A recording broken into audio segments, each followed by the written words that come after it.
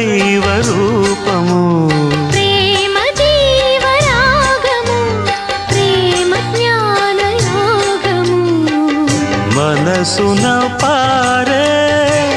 సెలయేరు ప్రేమ అలసట తీర్చే చిరుగాలి ప్రేమ హద్దులేది లేనిది అందమైన ప్రేమ